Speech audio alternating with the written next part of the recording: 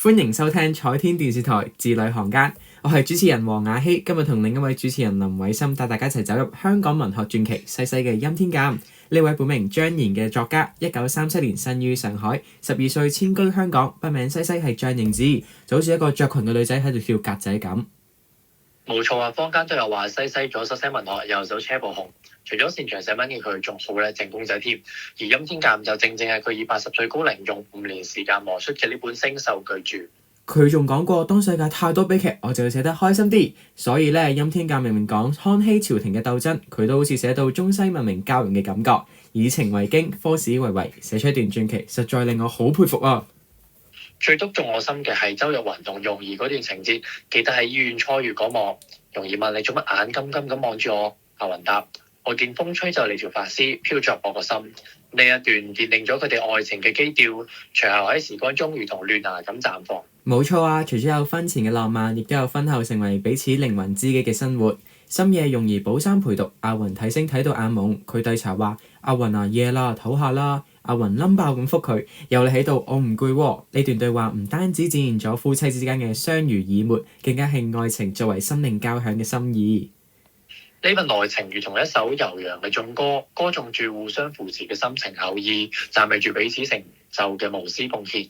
但係睇下而家，個人主義盛行，愛情觀喺科技同自由嘅推波助瀾下，淪為浮光掠影，難覓深層承諾同靈魂交融。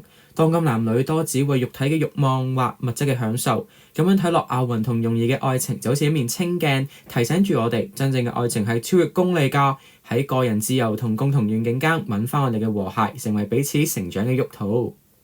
冇錯啊，唔知喺屏幕前嘅你又有冇盲目跟隨速食文化呢？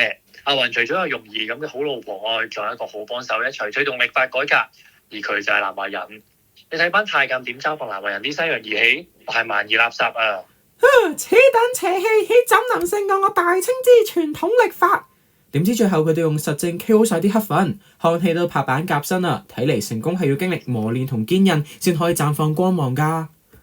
西西寫出文化激盪同科學進步嘅時代縮影，展現咗個體同歷史共鳴嘅力量。書中正因為阿雲同南華仁嘅彼此接納，先能促成歷法革新，推動時代。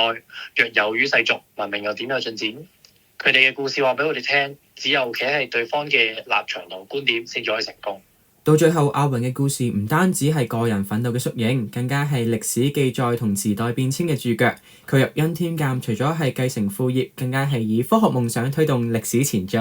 佢嘅事業由謀生之道升華到時代進步嘅齒輪。我諗西西之所以被譽為最細膩作家，正因為佢識用一字一句寫出平凡人嘅光芒，令讀者睇到個體同歷史嘅深層聯繫，去感受到嗰個時代嘅喜怒哀樂。冇錯啊，知識本應該似星光照亮眾生嘛。所以計我話，欽天監點止歷史小說，將中華時辰同西洋幾何合埋一齊，根本係向世界宣告，真正文明要拆晒所有虛構嘅界線㗎。